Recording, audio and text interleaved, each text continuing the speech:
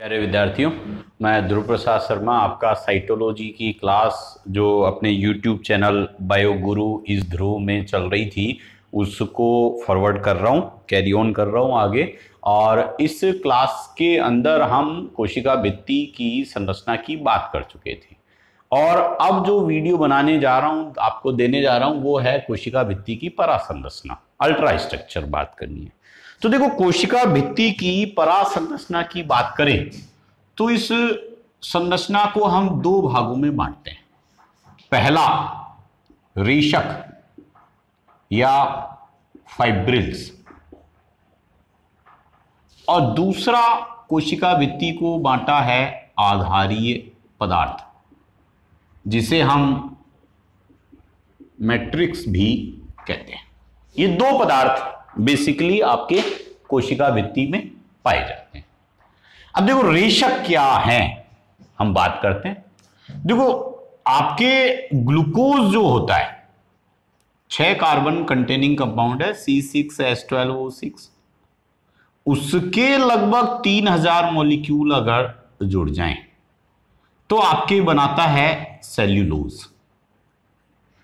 ये आप पहले पढ़ चुके हैं। अब सेल्यूलोज के भी अगर 100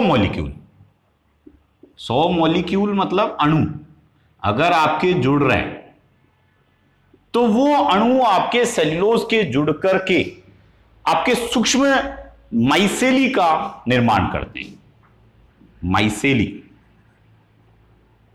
ये माइसेली आगे चलकर अगर इनके भी अणु जोड़े जाए, कितने 20 मॉलिक्यूल्स, तो सूक्ष्म तंतु या माइक्रो फाइब्रिल्स की फॉर्मेशन करते हैं। और माइक्रो फाइब्रिल्स के भी कितने मॉलिक्यूल 250 मॉलिक्यूल्स अगर जुड़ जाएं तो आपके मैक्रो फाइब्रिल्स का निर्माण करते हैं। देखो, रेशक क्या है?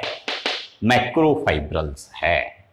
जो रेशक या फाइबर हैं वो मैक्रो फाइबर के जुड़ने से बना होता है। तो मैं आपके अल्ट्रा स्ट्रक्चर परासंरचना बात कर रहा हूं तो किससे क्या बन रहा है एक बार देखिएगा दोबारा। ग्लूकोज C6H12O6 हम जानते हैं सिंपल, इसके 3000 मॉलिक्यूल इतने सारे जुड़ जाएं तब जाकर के सेल्यूलोज का एक मॉलिक्यूल बनेगा। सेल्यूलोज के 100 मॉलिक्यूल जुड़ेंगे तो आपके माइसेली का फॉर्मेशन होगा। माइसेली के लगभग 220 मॉलिक्यूल्स अगर जुड़ेंगे तो माइक्रोफाइब्रिल्स का फॉर्मेशन होगा। और माइक्रोफाइब्रिल्स के भी आपके फर्दर 250 मॉलिक्यूल्स अगर जुड़ेंगे तो मैक्रो, इसे सूक्ष्म तंतु बोलते हैं और इसे वृहद तंतु बोलते हैं। तो इस प्रकार आपके क्या बन रहा है? रेशक। अब रेशक जो हैं वो प्राथमिक भित्ति, जिसे हम प्राइमरी वॉल बोलते थे, हमने पढ़ा है वो, और दूसरा द्वितीयक भित्ति जिसे हम क्या बोलते थे? आपके सेकेंडरी वॉल। उस सेकेंडरी वॉल में आपके अलग अलग प्रकार से जमा होते हैं। जैसे हम बात करें प्राथमिक भित्ति की तो ये आपके अरेंज होते हैं अनुप्रस्थ। अनुप्रस्थ का मतलब ट्रांसवर्स, जबकि द्वितीयक भित्ति में ये जो आपके वृहद तंतु हैं या रेशक हैं वो समानांतर या पैरेलल अरेंज होते हैं। तो ये भी कई बार आपके पूछा जा सकता है कि प्राथमिक भित्ति में जो अरेंजमेंट है रेशक का वो कैसे होता है? अनुप्रस्थ, अनुदैर्ध्य, समानांतर या उपरोक्त में से कोई नहीं, कोई भी ऑप्शन बना सकता है। उस तरीके से ही द्वितीयक भित्ति के अंदर ये कैसे उपस्थित है वो भी आपके पूछा जा सकता है। अब मैं चलता हूं आपके आधारीय पदार्थ, तरल पदार्थ। ये तरल पदार्थ बेसिकली है कहां? जो आपके प्राथमिक भित्ति और द्वितीयक भित्ति है उसके मध्य में उपस्थित होता है।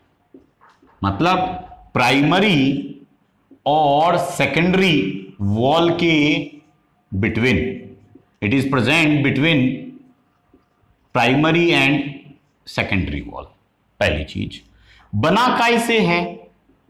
दूसरा पॉइंट ग्लाइकोप्रोटीन, हेमीसेल्यूलोज, आपके लिग्निन, सुबेरिन, कैल्शियम, वैक्स, बहुत सारे पदार्थ हैं। वो सारे के सारे पदार्थ, पेक्टिन हुआ, लिग्निन हुआ, सुबेरिन हुआ, ये सभी पदार्थ आपके इसमें उपस्थित होते हैं और आपके किसका निर्माण करते हैं? मैट्रिक्स का। तो ये लिक्विड सब्सटेंस है मैट्रिक्स, जो आपके पाया जाता है, जेल लाइक स्ट्रक्चर है। अगर मैं बेसिकली बोलूं तो it is gel like. Gel like मतलब ना तो तरल है ना गाढ़ा है, बीच का है, जिसे सेमी सॉलिड कह सकते हैं, अर्ध ठोस। तो जेल लाइक होता है और उसके ये टॉपिक हुए। तो अल्ट्रा स्ट्रक्चर की जब बात करी तो मुझे रेशक या फाइब्रिल्स बताने पड़े। फाइब्रिल्स का कंपोजिशन, कैसे कैसे फाइब्रिल्स बन रहा है, मैंने एक ही लाइन में कंप्लीट कर दिया। उसके बाद उसका अरेंजमेंट कैसे है, प्राइमरी वॉल में कैसे और सेकेंडरी वॉल में कैसे, वो क्लियर किया। उसके बाद मैट्रिक्स में कहां उपस्थित है, कैसा है, किससे बना है, वो मैंने क्लियर किया। इसी के साथ मेरा यहां ये टॉपिक कंप्लीट होता है, अल्ट्रा स्ट्रक्चर। आप चैनल को लाइक सब्सक्राइब करना ना भूलें। आप इस टॉपिक को ध्यान दें। धन्यवाद।